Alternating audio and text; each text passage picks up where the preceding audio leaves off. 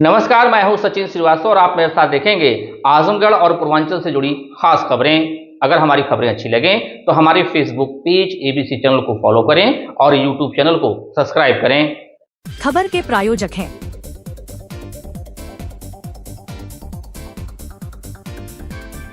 Ginni apparel, complete family shop for apparel shopping, civil lines Azamgarh. नए collection की भरपूर range उपलब्ध और लाइफस्टाइल फर्नीचर बेलनाडी आजमगढ़।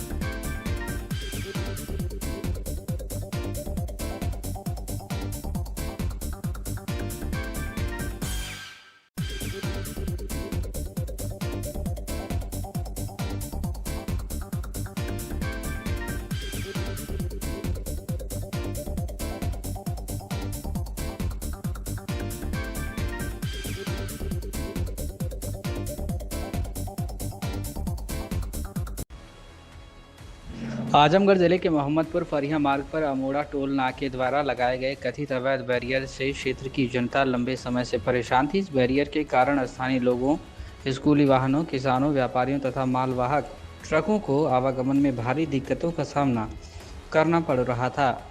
क्षेत्रीय जनता ने अपनी समस्या को लेकर कई जनप्रतिनिधियों और अधिकारियों से गुहार लगाई, लेकिन समस्या का कोई अस्थायी समाधान नहीं निकल सका।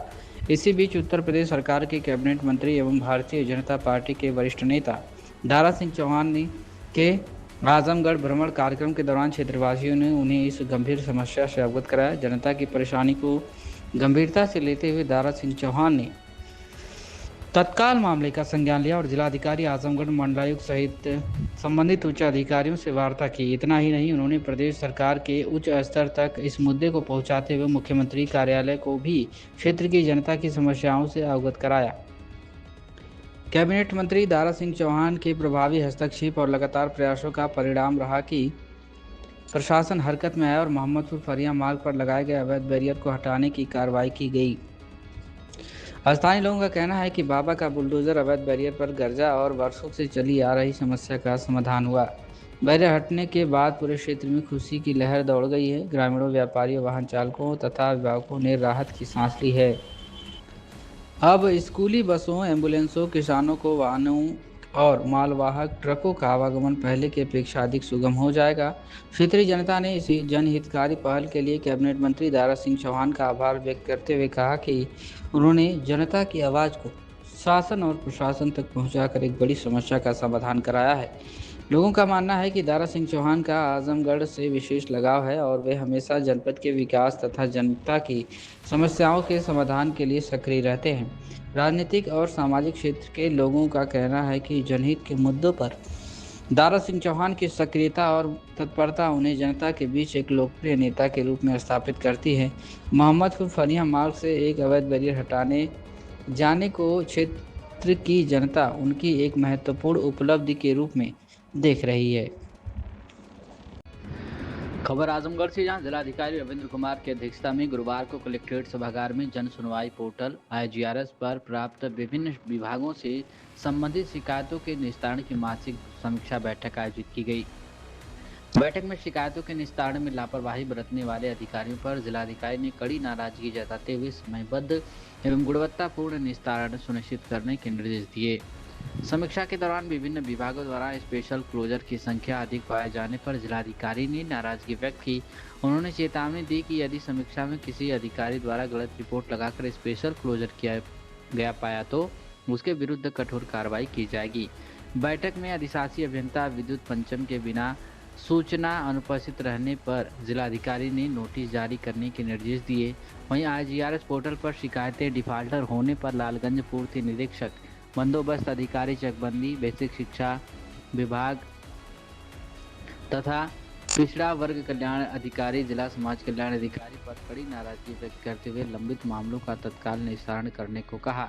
राजस्व मामलों में धारा 34 के प्रकरणों के निस्तारण में लापरवाही पाए जाने पर 3 नायब तहसीलदारों को नोटिस जारी करने के निर्देश दिए गए। जिलाधिकारी ने सभी उप जिलाधिकारियों, तहसीलदारों एवं नायब तहसीलदारों को निर्देशित किया कि मई एवं जून माह की लंबित IGRS शिकायतों का विशेष अभियान चलाकर 2 दिनों के भीतर निस्तारण सुनिश्चित करें। उन्होंने कहा कि लेखपालों द्वारा प्रस्तुत रिपोर्टों का नायब तहसीलदार स्वयं स्थलीय सत्यापन कर गलत रिपोर्ट पाए जाने पर संबंधित के खिलाफ सख्त कार्रवाई की जाए। जिलाधिकारी ने स्पष्ट किया कि शिकायतों के निस्तारण में किसी भी प्रकार की गलत आख्या स्वीकार नहीं की जाएगी और दोषी अधिकारियों के विरुद्ध नियमानुसार कार्रवाई होगी। जिलाधिकारी ने अधिकारियों को निर्देश दिया कि शिकायतकर्ताओं से सीधे संवाद कर निर्धारित अवधि में गुणवत्तापूर्ण निस्तारण सुनिश्चित किया जाए। जिन ग्रामों में सबसे अधिक शिकायतों या असंतुष्ट फीडबैक प्राप्त हो रहे हैं, वहीं संबंधित अधिकारी स्वयं जाकर शिकायतकर्ताओं से बातचीत करें और उनकी समस्याओं का समाधान करें। उन्होंने कहा कि किसी भी स्थिति में IGRS पोर्टल पर किसी भी प्रकरण डिफाल्टर श्रेणी में नहीं होना चाहिए। शिकायतों के निस्तारण में किसी भी प्रकार की लापरवाही या शिथिलता बर्दाश्त नहीं की जाएगी। उन्होंने साथ ही ऑफिस प्रणाली के प्रभावी संचालन पर भी विशेष जोर दिया। बैठक में अपर जिलाधिकारी गंभीर सिंह, जिला विकास अधिकारी संजय कुमार सिंह, DC मनरेगा रामोदरेज यादव, ACMO डॉक्टर उमा शरण पांडे सहित सभी जनपदीय स्तरीय अधिकारी उपस्थित रहे। खबर आजमगढ़ से, जहां हत्या के मुकदमे में सुनवाई पूरी करने के बाद अदालत ने 3 आरोपियों को आजीवन कारावास तथा प्रत्येक को 4-4 लाख रुपए अर्थदंड की सजा सुनाई। अदालत ने जुर्माना की 80% धनराशि मृतक की पत्नी और बच्चों को देने का भी आदेश दिया है। यह फैसला अपर सत्र न्यायाधीश fast track court number 1 Amar Singh ने गुरुवार को सुनाया। अभियोजन पक्ष के अनुसार वादी मुकदमा हरिंद्र चौहान निवासी परानपुर थाना निजामाबाद का भाई धर्मेंद्र कोल्हापुर में रहकर पोकलैंड चलाया करता था। कोरोना के चलते धर्मेंद्र गांव आया हुआ था। धर्मेंद्र ने गांव के ही राजेश यादव, रमेश यादव तथा कपिल कुमार निवासी मारूफपुर थाना निजामाबाद को रुपए उधार दे रखे थे, जो 1 लाख से अधिक हो गए थे। धर्मेंद्र इन तीनों से अपने उधार रुपए वापस मांग रहा था। इसी उधारी के कारण 4 अगस्त 2020 को कपिल कुमार, राजेश यादव तथा रमेश यादव शराब पिलाने के बहाने धर्मेंद्र को घर लेकर गए और दत्तात्रेय धाम के पास धर्मेंद्र की हत्या कर लाश को नदी में फेंक दिया। धर्मेंद्र की लाश 5 अगस्त को नदी में से बरामद हुई। पुलिस ने जांच पूरी करने के बाद सभी आरोपियों के विरुद्ध चार्जशीट में न्यायालय में परिचित कराया। अभियोजन पक्ष की तरफ से सहायक जिला शासकीय अधिवक्ता विपिन कुमार गिरी ने कुल 11 गवाहों को न्यायालय में परीक्षित कराया। दोनों पक्षों की दलीलों को सुनने के बाद अदालत ने आरोपी कपिल कुमार, राजेश यादव तथा रमेश यादव को आजीवन कारावास तथा प्रत्येक को 4-4 लाख रुपए अर्थदंड की सजा सुनाई। खबर आजमगढ़ से, जहां मुहर्रम पर्व को शांतिपूर्ण और सौहार्दपूर्ण माहौल में संपन्न कराने के लिए गुरुवार को अतरवड़िया थाना परिसर में पीस कमेटी की बैठक आयोजित की गई। बैठक की अध्यक्षता SDM बुढ़नपुर अभयराज पांडे, क्षेत्राधिकारी अजय प्रताप सिंह तथा थाना अध्यक्ष देवेंद्र नाथ दुबे ने की। इसमें क्षेत्र के ताजियादारों, संभ्रांत नागरिकों और शांति समिति के सदस्यों ने भाग लिया। SDM अभयराज पांडे ने कहा कि प्रशासन की प्राथमिकता त्योहार को शांतिपूर्ण ढंग से संपन्न कराना है। उन्होंने सभी से आपसी भाईचारा बनाए रखने और कानून व्यवस्था के पालन में सहयोग करने की भी अपील की। थाना अध्यक्ष देवेंद्र नाथ दुबे ने कहा कि सोशल मीडिया सहित हर गतिविधि पर पुलिस की नज़र रहेगी। अफवाह फैलाने या माहौल बिगाड़ने की कोशिश करने वालों के विरुद्ध कड़ी कानूनी कार्रवाई की जाएगी। CO अजय प्रताप सिंह ने बताया कि शासन की गाइडलाइन के अनुसार 12 फीट से अधिक ऊंचे ताजिए निकालने की अनुमति नहीं होगी। इसके अलावा जुलूस के दौरान किसी भी प्रकार के अस्त्र शस्त्र अथवा हथियारों का प्रदर्शन पूरी तरह प्रतिबंधित रहेगा। उन्होंने ताजियादारों से निर्धारित नियमों का पालन करते हुए शांतिपूर्ण ढंग से मुहर्रम मनाने की अपील की। बैठक में ताजियादारों ने जुलूस मार्गों पर ढीले बिजली तार, गड्ढों और जलभराव की समस्या उठाई। इस पर अधिकारियों ने बताया कि संबंधित विभागों को आवश्यक निर्देश जारी कर दिए गए हैं। जुलूस मार्गों पर साफ सफाई, जल निकासी और बिजली व्यवस्था दुरुस्त कराने की कार्रवाई समय से पूरी कर ली जाएगी। अधिकारियों ने किसी भी समस्या की स्थिति में तत्काल पुलिस और प्रशासन को सूचना देने की लोगों से अपील की है। क्या कुछ कहना है अजय प्रताप सिंह, क्षेत्राधिकारी का, सुनिए। सर, आज पीस कमेटी की बैठक की गई थी, क्या दिशा निर्देश दिए गए हैं, क्या संदेश दिए गए हैं और किस तरीके से ताजिया निकाला, कितने फीट पे निकाला जाए, क्या बताया गया इसके बारे में? इस संबंध में जो शासन की नीति है उसके तहत जो है 12 फीट से ऊपर ऊंची कोई ताजिया नहीं होनी चाहिए और शस्त्र अस्त्र का कोई प्रदर्शन नहीं होगा। शांतिपूर्ण ढंग से जो है आपस में सामंजस्य बैठाते हुए अपना ताजिया निकालेंगे। ऐसी कोई समस्या होने पर प्रशासन को सूचित करेंगे। कुछ ताजियादारों की समस्या थी कि बड़ी ताजिया थी लाइट और बिजली के लिए, क्या उसके लिए क्या समस्या थी? हाँ, इसके संबंध में बिजली विभाग और संबंधित विभागों को निर्देश दिए गए हैं। अगर बिजली के तार कहीं ढीले हैं तो उनको टाइट किया जाएगा और कोई मार्ग में गड़बड़ियाँ है, पानी है, कहीं और कोई कूड़ा वगैरह है तो उसकी सफाई की व्यवस्था भी निर्देश दिए गए हैं। आजमगढ़ जिले के मेहनगर थाना क्षेत्र के सेखुपुर गांव में भूमि विवाद को लेकर खूनी संघर्ष में एक युवक गंभीर रूप से घायल हो गया। पीड़ित परिवार ने आरोप लगाया कि विपक्षियों ने सुनियोजित साजिश के तहत जानलेवा हमला कर युवक को बुरी तरह घायल कर दिया। मामले में दोषियों के खिलाफ मुकदमा दर्ज कर कार्रवाई और परिवार की सुरक्षा की मांग को लेकर जिलाधिकारी को प्रार्थना पत्र सौंपा गया है। आपको बता दें कि सेखुपुर निवासी सुभाष यादव पुत्र कन्हैया यादव ने पुलिस अधीक्षक को दिए गए शिकायती पत्र में बताया कि उनकी भूमिधरी जमीन पर विपक्षी पक्ष कथित तौर से अवैध निर्माण और कब्जे का प्रयास कर रहा है। इसका विरोध करने पर दोनों पक्षों के बीच पहले से विवाद चल रहा था। आरोप है कि 16 जून 2026 की सुबह 10:30 बजे जमीन पर हो रहे कब्जे को रोकने पहुंचा तो कुछ दबंग लोग अन्य लोगों ने गाली गलौज करते हुए उस पर लाठी डंडों से हमला कर दिया। पीड़ित पक्ष के अनुसार हमले में इंद्रकेश यादव के सिर, सीने और शरीर के अन्य हिस्सों में गंभीर चोटें आई हैं तथा उसकी चेस्ट की हड्डी भी टूट गई है। बीच बचाव करने पहुंचे परिवार के अन्य सदस्यों को भी मारपीट कर घायल कर दिया गया है। घटना के बाद पुलिस सहायता नंबर 112 पर सूचना दी गई और घायलों को उपचार के लिए अस्पताल पहुंचाया गया, जहां से हालत गंभीर होने पर मंडलीय चिकित्सालय आजमगढ़ रेफर कर दिया गया। सुभाष यादव का आरोप है कि घटना की जानकारी स्थानीय थाना मेहनगर को देने के बावजूद आरोपियों के खिलाफ प्रभावी कार्रवाई नहीं की गई। वहीं पुलिस द्वारा घायल पक्ष के घर पर दबिश देने को लेकर उन्होंने सवाल उठाया है। उनका कहना है कि उस समय परिवार के सदस्य अस्पताल में उपचार करा रहे थे। पीड़ित परिवार ने पूरे मामले को पुलिस अधीक्षक से निष्पक्ष जांच कराने, आरोपियों के खिलाफ सुसंगत धाराओं में मुकदमा दर्ज कर कानूनी कार्रवाई सुनिश्चित करने तथा परिवार की सुरक्षा उपलब्ध कराने की मांग की है। क्या कुछ कहना सुभाष यादव पीड़ित पक्ष का सुनिए। क्या नाम है? चंद्रकेश यादव, कहाँ के रहने वाले? ग्राम सेखुपुर थाना मेहनगर जनपद आजमगढ़ रहने वाले हैं। क्या मामला है जिसके साथ है? सर, मामला ये है कि हमारे भूमिधरी है, उसके गांव के ही लालमणि यादव पुत्र, उनके बाप का नाम है रामवर्धन यादव, उनके द्वारा मेरे ज़मीन में ज़बरदस्ती गड्ढा खोद रहे थे। मेरे भाई इंद्रकेश यादव ने जाकर मना किया तो उसने उसको लाठी डंडे से पीटने लगी। हम लोग बीच बचाव गए, मुझे भी छोटा है, मेरे पिताजी 72 साल की उम्र के, उनके भी सीने में घाव आ गई है, जो घर पर हैं, और जो मेरे भाई उनके दाहिने चेस्ट में और सीने में घाव लगी है और नाक में गंभीर चोटें आई है, जो जिला अस्पताल में भर्ती हैं। हम लोग थाने जा रहे हैं, हम लोग कोई सुनवाई नहीं हो रही है। हम लोग गए तो हम लोग 151 में चलान करके हम लोग को तहसील भेज दिए, उसका जमानत लगाए तो हम लोग मुकदमा लिख रहे हैं। हम लोग यही चाहते हैं, न्याय चाहिए हमको। और हम लोग कप्तान साहब के यहाँ आए हैं, वहाँ भी हम लोग की सुनवाई होनी है। और वो बहुत मनबड़ किस्म के लोग हैं, उनके लड़के संजय यादव, धनराज यादव और गांव के जो मनबड़ सहयोगी वो लोग हैं, उनके साथ मिलकर थाने पर पैरवी करके हम लोग को सुनवाई नहीं कर रहे हैं। कब घटना है और जमीन किसकी है? ज़मीन अपनी है, अपनी खुद की ज़मीन है, उसमें हमें 25 साल पहले की बाउंड्री भी लगी हुई है। तो देखने के लिए बात भी नहीं मान रहे हैं लोग। इसी ज़मीन के लिए विवाद हुआ है। गांव के ही संजय यादव, लालमणि यादव, जमूर्ता देवी, धनराज यादव, जो गांव की मिली भगत से ज़मीन को कब्जाने के चक्कर में पड़ी हुई है। कब की घटना है? ये घटना 16/6/2026 के सुबह 7:30 बजे की। आज इसके साथ यहाँ है? एसपी साहब की सुनवाई नहीं हो रहा है। क्या कहते हैं आप? वो कह रहे हैं कि कप्तान साहब के जाके आप दरखास्त दीजिए, यहाँ से नहीं माने। थाने पे जाइए बोल रहे हैं, तो थाने पे भी सुनवाई नहीं हो रही, तो हम लोग कहाँ पे जाएं? आज आप कप्तान साहब के आए, क्या हुआ? उन्होंने बोला कि थाने पर जाके एप्लीकेशन दीजिए, यहाँ से नहीं कुछ होगा। उनका FIR दे दी है। उनका FIR हो चुका है और हम लोग को चोटें भी आई, हम लोग पर मुकदमा भी कर दिए लोग। हम चाहते हैं कि हमारा भी मुकदमा दर्ज हो, हमारी भी सुनवाई होके।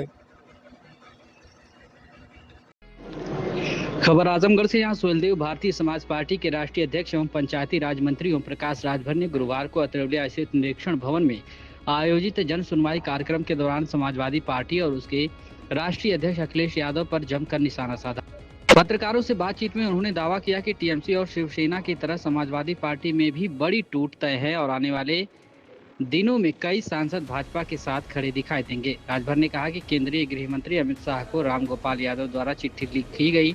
कथित चिट्ठी के बाद समाजवादी पार्टी के शीर्ष नेतृत्व में बेचैनी है। उन्होंने आरोप लगाया कि खनन घोटाले और गोमती रिवर फ्रंट जैसे मामलों में केंद्रीय एजेंसियों की जांच का डर सपा नेताओं को परेशान कर रहा है। उन्होंने कहा कि भाजपा नेता केशव प्रसाद मौर्य द्वारा सपा के कई सांसदों के भाजपा के संपर्क में होने संबंधी बयान को हल्के में नहीं लिया जाना चाहिए।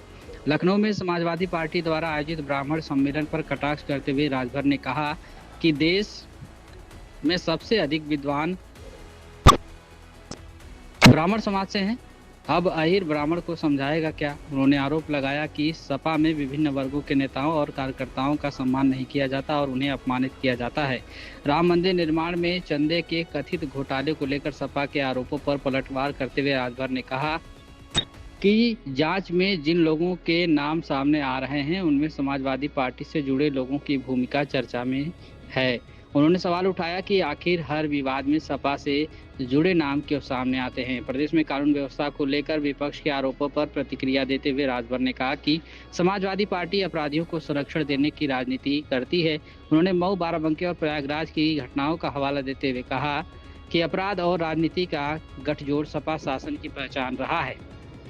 हाल ही में दिए गए सपा के गढ़ को गढ़ ही बना देंगे वाले बयान पर सफाई देते हुए राजभर ने कहा कि उनका आशय समाजवादी पार्टी के राजनीतिक किले को ध्वस्त करने से था। उन्होंने कहा कि उनकी पार्टी और सरकार ने पूर्वांचल में विकास के नए आयाम स्थापित किए हैं। महाराजा सुहेलदेव राज्य विश्वविद्यालय और मेडिकल कॉलेज जैसे संस्थानों का उल्लेख करते हुए उन्होंने कहा कि जो कार्य पूर्ववर्ती सरकारों वर्षों में नहीं कर सकी वह वर्तमान सरकारें करके दिखा दी। अखिलेश यादव द्वारा उन पर भाजपा के लिए पैरवी करने के आरोपों को खारिज करते हुए राजभर ने कहा कि लोकसभा चुनाव में उन्होंने सपा प्रत्याशी धर्मेंद्र यादव के लिए भीषण गर्मी में प्रचार किया, जबकि अखिलेश यादव मैदान में सक्रिय नहीं रहे। उन्होंने आरोप लगाया था कि उनकी राजनीतिक ताकत को नज़रअंदाज किया गया और उन्हें अपमानित किया गया, जिसके चलते उन्होंने अलग राह चुनी। पत्रकार वार्ता के दौरान राजभर ने दावा किया कि आगामी दिनों में प्रदेश की राजनीति में बड़े बदलाव देखने को मिलेंगे और समाजवादी पार्टी के भीतर असंतोष खुलकर सामने आएगा। क्या कुछ कहना ओम प्रकाश राजभर, पंचायती राज मंत्री कश्मीर। आपने कहा कि समाजवादी पार्टी में बड़ी टूट होने वाली है, इसका क्या आधार है? क्या आपने एक वीडियो देखा होगा, राम गोपाल जी ने एक चिट्ठी केंद्रीय गृह मंत्री माननीय अमित शाह जी को दिया। उस चिट्ठी का खुलासा आज तक लोग नहीं कर पाए। राम गोपाल जी बताऊं कि क्या लिखा है। इधर सरकार ने जितने भी मुकदमे सीबीआई और ईडी या किसी तरह के मुकदमे पंजीकृत हैं, सबकी गिरफ्तारी पर तेजी की है। इसको लेकर भयभीत हो गए समाजवादी पार्टी का कुनबा, खासतौर से अखिलेश जी का परिवार, क्योंकि खनन घोटाले में गायत्री प्रजापति और अखिलेश जी का नाम है। गायत्री प्रजापति जेल में है, अखिलेश जी बाहर। गोमती रिवर फ्रंट आप देख रहे हैं, उसमें राम गोपाल जी के बेटे का नाम, शिवपाल जी और उनके बेटे परिवार का नाम। तो उन्होंने अपनी सुरक्षा के लिए गुहार लगाई है कि ये हम लोगों को सुरक्षित रखिए, हमारे सांसद जितना आपको ज़रूरत हो ले जाइए। दूसरा, आपने अभी कल अखिलेश जी का बयान दिखा। उन्होंने कहा कि भारतीय जनता पार्टी ने हमारे एमएलए और एमएलसी को भी तोड़ लिया है। जो कमज़ोर लोग हैं वो टूट जाएंगे, जो मजबूत होंगे वो मेरे साथ रहेंगे। अभी कल अखिलेश जी ने स्वीकार कर लिया कि हाँ, मतलब उनके बयान से ये लगा कि जो उनकी पार्टी में समाजवादी पार्टी से उपेक्षित लोग हैं, जो समाजवादी पार्टी के से सम्मान नहीं मिल रहा है, वो लोग उनका साथ छोड़ करके सत्ता के साथ जाने के लिए व्याकुल हैं। उस गुप्त चिट्ठी में क्या है और समाजवादी पार्टी के कितने सांसद टूटने वाले, क्या कहना चाहेंगे? अब इसका खुलासा तो या तो राम गोपाल जी कर सकते हैं, या तो टूट के बाद आपको मालूम हो जाएगी। ये तय है कि इनकी पार्टी टूटेगी 100%। आपके हिसाब से कितने सांसद जाएंगे? अब देखिए, पूर्वांचल के जितने भी दलित और पिछड़े हैं सब यादव से दुखी हैं। ये पीडीए की बात करते हैं और पिछड़ों को अपमानित करते हैं। ये दलित की बात करते हैं, दलित सांसदों को सम्मान नहीं देते हैं। तो ये नौजवान हैं और ये अपने सम्मान के भूखे लोग हैं कि हम सांसद बने तो हमें सांसद का सम्मान मिलना चाहिए, लेकिन समाजवादी पार्टी में उनको सांसद का सम्मान नहीं मिल रहा है। इस नाते पूर्वांचल के कई सांसद, दलित सांसद, पिछड़े सांसद, ये भारतीय जनता पार्टी के संपर्क में हैं, सिफारिश कर रहे हैं कि हमको ले लीजिए, हमको ले लीजिए। जिसका खुलासा माननीय केशव प्रसाद मौर्य जी ने भी कहा कि 20 से 25 सांसद तो उनके यहाँ संपर्क में हैं, कि हमको ज्वाइन करा दीजिए, लेकिन वो वही मन तैयार नहीं है। उन्होंने भी स्वीकार किया। तो कहीं ना कहीं देखिए धुआं उठा है, तो कहीं ना कहीं तो आप एक बलिया की भी बात कर रहे हैं कि बलिया से कोई भाई कल ब्राह्मण सम्मेलन में जिस तरह नाराज होकर के बलिया के सांसद चले गए उठ के, आप सम्मान देने की बजाय जो अपमानित कर रहे हो बुला करके, तो क्या करेंगे? वहाँ से छोड़ करके नाराज होके गए ना, क्यों नाराज हुए? और तो और मजे की बात, पूर्वांचल के बहुत से ऐसे सांसद हैं जो बोल तो रहे हैं कि सपा के बहुत हम हमदर्द हैं, अब देखिएगा वो भाजपा के साथ खड़े नजर आएंगे। टीएमसी, आम आदमी पार्टी और उद्धव गुट के बाद क्या अगला नंबर समाजवादी पार्टी का है? निश्चित है, टीएमसी और शिवसेना के बाद नंबर समाजवादी पार्टी का है। राम मंदिर में चंदा चोरी के आरोप के बाद एसटीआई की गठन कर दी गई। अब अखिलेश यादव कह रहे हैं कि लाइट बंद करके चोरी का धन कहां रखा गया है। पहले आरोप, फिर इस तरह का बयान, इस पे क्या कहेंगे आप? देखिए, वो ट्रस्ट है, ट्रस्ट के अधीन मंदिर है, सरकार का उसमें कोई हस्तक्षेप नहीं। ट्रस्ट ने एप्लीकेशन दिया कि एसआईटी गठित करके इसकी जांच करा दीजिए। सरकार एसआईटी गठित कर दी है, उसका जांच हो रहा है। जांच में जो दोषी पाया जाएगा उसके खिलाफ कार्रवाई होगी। अब मजे की बात कि जांच में पहला नाम उभर के आ रहा टिन्नू यादव का, आज अखबार में भी समाचार छपा है। तो ये आखिर में समाजवादी पार्टी के अखिलेश जी के बिरादर ही हर जगह क्यों आते हैं? अभी प्रयागराज में बेचारा अपनी बेटी की इज्जत के लिए रोज सब जलील करते थे, जब अपनी इज्जत के लिए बोला तो तीन लोगों की हत्या कर दिया। समाजवादी पार्टी अखिलेश जी के बिरादर कर दिए। ऐसा क्यों हो रहा है? कल समाजवादी पार्टी ने ब्राह्मण सम्मेलन बुला करके वहाँ सांसदों को बेजलील कर दिया। ऐसा क्यों कर रहे हैं? ये उनके टूट का सबसे बड़ा कारण है। राम मंदिर के चंदा चोरी की जानकारी सबसे पहले अखिलेश यादव को कैसे हुई? टिन्नू यादव ने बताया होगा, उनका बिरादर रहा तो बिरादर बता दिया होगा। कल लखनऊ में अखिलेश यादव ने ब्राह्मण समाज के लोगों के साथ बड़ी बैठक की। सपा का ब्राह्मण समाज को हितैषी बताया, इस पर आपका क्या कहना है? कन्नौज में यही अखिलेश यादव जी ने जब बूथ पर समाजवादी पार्टी के लोग बूथ लूट रहे थे तो बीजेपी का ब्राह्मण लड़का एजेंट था और वो विरोध किया, तो अखिलेश यादव जी ने अपने पिताजी से कहा कि ये विरोध किया है, इसको जिंदा या मुर्दा मुझे चाहिए, और सुबह उसका गर्दन कटा हुआ लाश मिली। ये ब्राह्मण के हितैषी हैं, ब्राह्मण के सम्मान हैं। अभी कुछ दिन पहले भाटी ने ब्राह्मण की तुलना वेश्या से कर दिया, यही समाजवादी पार्टी में सम्मान है। अभी हरदोई का जिलाध्यक्ष समाजवादी पार्टी का महिलाओं के साथ जितनी अभद्र टिप्पणी किया कि हम आपसे कह नहीं सकते। अभी उनका सांसद जो जहर उगला है कि बहुसंख्यक को भाजपा जहर दे रही है, ये बयान चंदौली में समाजवादी पार्टी की महिला के साथ समाजवादी पार्टी के लोगों ने जिस तरह मारा, उतना तो पति भी अपनी पत्नी को नहीं मारेगा। कार्यालय से 2 बेटियां जो है चिल्ला रही हैं, वो कह रही कि हमसे पूछा गया कि किस जाति को, तो बता दिया पटेल, तो कहीं यहाँ तुम क्यों आई हो? ये तो यादव के लिए बना कार्यालय। वो रोज़ चिल्ला रही हैं, सोशल मीडिया पे, टीवी पे चल रहा है। आए दिन घटनाएं, आपके बगल मऊ की घटना अगर आप ले लें तो अखिलेश के बिरादर जो है गोली मार करके राजभर की हत्या कर दिए। बाराबंकी में आइसक्रीम बेचने वाला आइसक्रीम मांगे दे दिया, पैसा मांगा तो उसका मुड़िया काट दिए अखिलेश जी के बिरादर। अब बोलने पर तो बहुत बुरा लगता है कि क्यों बोलते हैं। जिस तरीके से ब्राह्मणों को इकट्ठा करके बैठक की कर रहे हैं, ये क्या चुनावी इसमें है, क्या है? कच्छ नहीं है। आप ये बताइए कि ये देश में सबसे ज़्यादा विद्वान ब्राह्मण है और अब अहिर ब्राह्मण को समझाएगा? माननीय मुख्यमंत्री के प्रोग्राम जी ने आपने आजमगढ़ में कहा है कि जो गढ़ है उसको हम गढ़ ही बना के छोड़ देंगे। इसको लेकर विपक्ष कई तरीके के सवाल उठा रही हैं कि अस्पताल बनाए, स्कूल बनाए, रोड बनाए, गढ़ ही बनाने के लिए क्यों कह रहे हैं? यूनिवर्सिटी बना ना।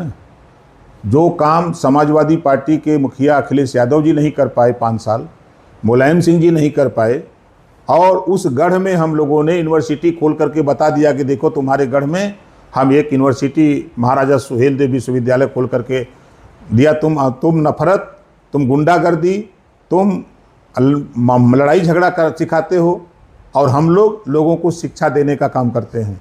हम मेडिकल कॉलेज खोल रहे हैं, हम मेडिकल कॉलेज बना रहे हैं, हम लोगों के इलाज की बात कर रहे हैं, और जो आप लोगों ने यहाँ ये बना रखा है कि समाजवादी पार्टी का गढ़ है, समाजवादी पार्टी का घर है, यहाँ समाजवादी पार्टी के लोग ही खाली रहते हैं, उस घर से आतंकवादी गतिविधि में लिप्त लोग पकड़े क्यों जाते हैं?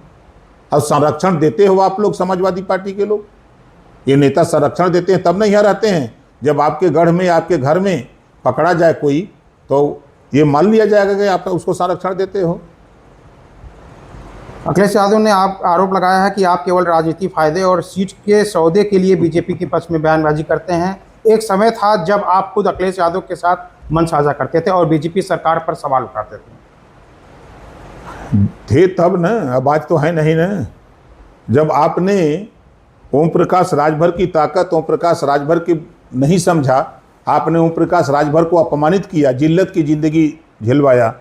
हम इसी आजमगढ़ में 45 डिग्री टेम्परेचर में हम 300 आदमियों को लेकर के आपके धर्मेंद्र का प्रचार कर रहे हैं, धर्मेंद्र यादव का, और आप एसी में बैठ करके वहाँ से खाली मजा ले रहे हो। और कह देना कि एसी में से निकल के आओ तो बुरा लग गया, आपको बेइज्जती होने लगी। तो जब आप ओम प्रकाश को नहीं समझ पाए तो ओम प्रकाश राजभर अपना निकला वहाँ से, अब चला गया। आखिरी सवाल ये है कि आप एक फ़ोटो विपक्ष अखिलेश यादव जी के साथ एक लोगों के माफिया के साथ फ़ोटो खींच रहे हैं। उनका आरोप है कि फ़ोटो तो कोई भी बड़े बड़े नेताओं के साथ खिंचा सकता है, किसी के साथ भी खिंचा सकता है, वो अपराधी है। इसके लिए क्या कहना चाहेंगे? अपराधी है मैं मान लेता हूँ, लेकिन आपकी पार्टी का लोहिया विंग का राष्ट्रीय उपाध्यक्ष है, इसको तो आपको मानना पड़ेगा। इसको समाजवादी पार्टी को मानना पड़ेगा कि हमारी पार्टी का राष्ट्रीय उपाध्यक्ष है। खबर आजमगढ़ से, जहां समाजवादी पार्टी के प्रवक्ता अशोक यादव ने भारतीय जनता पार्टी पर समाजवादी पार्टी में टूट का झूठा नैरेटिव फैलाने का आरोप लगाया है। मीडिया से बातचीत करते हुए उन्होंने कहा कि ओम प्रकाश राजभर के माध्यम से भाजपा समाजवादी पार्टी के भीतर विभाजन की कहानी गढ़ने का प्रयास कर रही है। उन्होंने कहा कि इसके पीछे मुख्य रूप से साइकोलॉजिकल वारफेयर की रणनीति काम कर रही है, जिसके तहत विधानसभा चुनाव से पहले समाजवादी पार्टी के कार्यकर्ताओं का मनोबल कमजोर करने की कोशिश की जा रही है। हालांकि उन्होंने दावा किया है कि समाजवादी पार्टी के कार्यकर्ताओं का मनोबल ऐसी बातों से प्रभावित नहीं होता। अशोक यादव ने भाजपा पर डाइवर्जन पॉलिटिक्स करने का भी आरोप लगाया। उन्होंने कहा कि जनता के वास्तविक मुद्दों से ध्यान भटकाने के लिए समाजवादी पार्टी में टूट की चर्चा को बढ़ावा दिया जा रहा है। उन्होंने आरोप लगाया कि मंदिरों में कथित अनियमितताओं और भ्रष्टाचार पर जैसे मुद्दों से ध्यान हटाने का प्रयास किया जा रहा है। सपा प्रवक्ता ने कहा कि समाजवादी पार्टी के कार्यकर्ता पूरे जोश और उत्साह के साथ आगामी चुनाव की तैयारी में जुटे हुए हैं। उन्होंने दावा किया कि प्रदेश की जनता, नौजवान, किसान, पिछड़े, दलित और अल्पसंख्यक वर्ग भाजपा सरकार से निराश हैं और बदलाव का मन बना चुके हैं। उन्होंने कहा कि पीडीए, पिछड़ा, दलित, अल्पसंख्यक समाज अपने अधिकारों और आरक्षण की रक्षा के लिए समाजवादी पार्टी के साथ मजबूती से खड़ा है और तथा आगामी चुनाव में भाजपा को सत्ता से बाहर करने का संकल्प ले चुका है। क्या कुछ कहना है अशोक यादव सपा प्रवक्ता का, सुनिए। अशोक यादव जी, कल से एक चर्चा बहुत तेजी से है। यूपी सरकार के कैबिनेट मिनिस्टर हैं ओम प्रकाश राजभर जी, उन्होंने कहा कि समाजवादी पार्टी में बहुत बड़ी टूट होने वाली है, और जिसके लिए उन्होंने एक दिया कि राम गोपाल जी ने गृह मंत्री अमित शाह को एक चिट्ठी दी है। उस चिट्ठी के बारे में सभी लिस्ट है सभी सांसदों की, क्या सच्चाई है? देखिए, वो कोई चिट्ठी जो बहुत पहले की चिट्ठी की बात वो कर रहे हैं, उसको आज उसको इस्तेमाल कर रहे हैं। देखिए, पहले ज़माने में जब ट्रेन आती थी तो स्विचमैन रखे जाते थे ट्रेन की पटरी बदलने के लिए। तो एक तरह से ओम प्रकाश राजभर जी स्विचमैन है भाजपा के। जो मुद्दे जो चल रहे हैं, आज राम मंदिर में चोरी जिस तरह से हो रही है या जिस तरह से पेपर लीक हो रहे हैं, इस सब मुद्दों से ध्यान भटकाने के लिए और समाजवादी पार्टी की बढ़ती हुई लोकप्रियता से घबरा करके भाजपा उनको लगाई हुई है कि इस तरह का बयान दो ताकि समाजवादियों का जो मनोबल डाउन हो और ये जो मुद्दे हैं, जो करंट जो ज्वलंत मुद्दे हैं, उन मुद्दों से ध्यान भटकाया जा सके। आप लोगों सुने होंगे चोर चोर मौसेरे भाई, लेकिन यहाँ पर कहावत थोड़ा चेंज हो गई है, डाकू डाकू मौसेरे भाई। तो भाजपा एक तरह से भाजपा के इकोसिस्टम के लोग राम मंदिर में डकैती कर रहे हैं और ओम प्रकाश राजभर जी की पार्टी 5 करोड़ 7 करोड़ 10 करोड़ में टिकट बेच रही है। तो आपने देखा होगा एक दैनिक भास्कर अखबार का स्टिंग ऑपरेशन, जिसमें उनके राष्ट्रीय संगठन मंत्री किस तरह से 5 करोड़ 7 करोड़ में डीलिंग कर रहे हैं टिकट का। तो ये देखिए, ये डाकू हैं। जिस तरह भाजपा डाकू, उस तरह ओम प्रकाश राजभर जी की पार्टी डाकू है। तो डाकू डाकू मौसेरे भाई हैं। इस तरह का पीडीए के लिए एक तरह से कब्रगाह बनते जा रहे हैं ओम प्रकाश राजभर जी। चूँकि राजभर समाज भी पीडीए समाज का ही एक पार्ट है, तो राजभर समाज के वोटों को 5 करोड़ 7 करोड़ में बेच रहे हैं और पीडीए को कमज़ोर कर रहे हैं। पीडीए को समझना पड़ेगा, ये लड़ाई भारतीय जनता पार्टी बनाम पीडीए है और पीडीए का मतलब सिर्फ पिछड़ा दलित आदिवासी अल्पसंख्यक नहीं बल्कि पीड़ित दुखित और अपमानित लोग भी हैं। तो ये लड़ाई को कमज़ोर करने के लिए ओम प्रकाश राजभर जी को लगाया गया है। उस काम को अंजाम देने के लिए इस तरह से अफवाह फैला रहे हैं। उनके विभाग में, पंचायती राज विभाग में बड़े पैमाने पर भ्रष्टाचार हो रहा है। उगाही वहाँ से भी हो रही है, उनके लोग उगाही कर रहे हैं और टिकट वालों से अलग उगाही कर रहे हैं। तो इस तरह के लोग, इस तरह के बयानों का हम लोग बहुत ज़्यादा संज्ञान नहीं लेते हैं। वैसे इनके बयान को एक कान से सुनते दूसरे कान से निकाल देते हैं। अच्छा, एक बयान उन्होंने ये भी दिया कि कल जो ब्राह्मण सम्मेलन था, अखिलेश जी ने बुलाया था, उन्होंने कहा कि अब यादव तो खुद ही बुद्धिजीवी है और उसको अब अहीर समझाएगा। नहीं, अब देखिए, उस तो बुद्धिजीवी की कोई जाति नहीं होती, पहली बात। वो जातिवाद करते करते उनको दिमाग में इस कदर का जातिवाद भर गया है कि जाति को बुद्धि से जोड़ने लग गए हैं। भाई, बुद्धि दिमाग तो भगवान सबके दिए हैं, हर जाति हर धर्म के अंदर बुद्धि है। वो देखिए, ब्राह्मण समाज की बात जहाँ तक कर रहे हैं, ब्राह्मण समाज सम्मानित समाज है और हमारे पार्टी में ब्राह्मण समाज को अच्छा खासा प्रतिनिधित्व मिला हुआ है। ब्राह्मण समाज आज जिस तरह से उपेक्षित और पीड़ित है भारतीय जनता पार्टी की सरकार में, किसी से छुपा हुआ तो है नहीं। तो इस तरह की बातें करके वो सिर्फ मुद्दे को डाइवर्ट कर रहे हैं।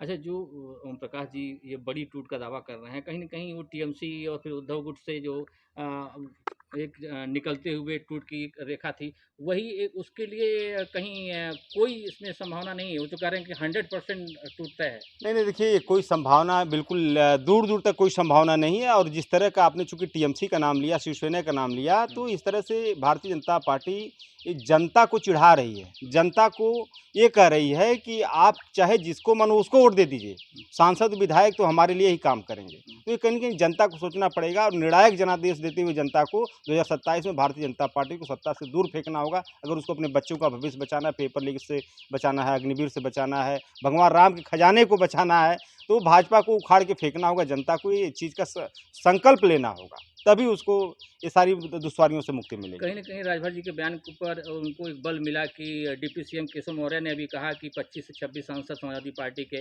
भाजपा में शामिल होना चाहते हैं, लेकिन अभी हमने उनके लिए दरवाजे नहीं खोले हैं।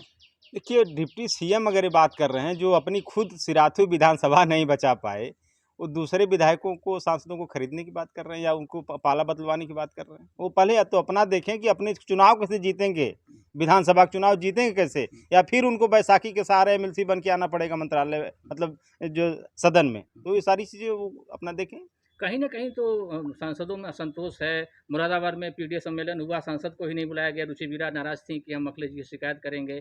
ये क्या हो रहा है समझ लीजिए? नहीं, देखिए, ऐसा है कि हमारे यहाँ सांसद हैं या विधायक हैं, किसी में कोई मतभेद नहीं है, कोई नाराज़गी नहीं है। लोकल स्तर पर अगर कोई बात है तो उसको लोकल स्तर पर पार्टी मैनेज कर लेती है। ये कोई इशू नहीं है, वो हर दल में होता है। आए दिन देखिए, भारतीय जनता पार्टी में उठापटक होती है, कॉलर पकड़ुअल होती है, जूतों से पिटाई हो जाती है मीटिंग में, आप लोगों ने देखा होगा वो दृश्य।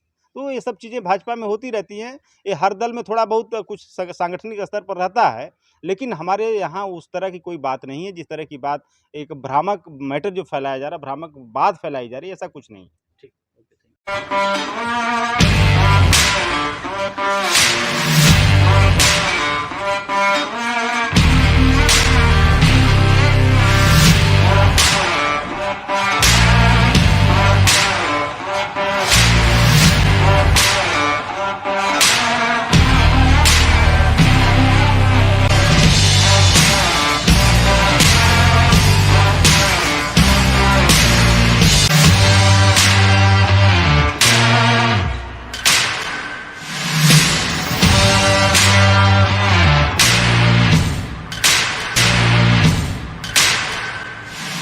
Lifestyle furniture, Belnadih, Azamgarh.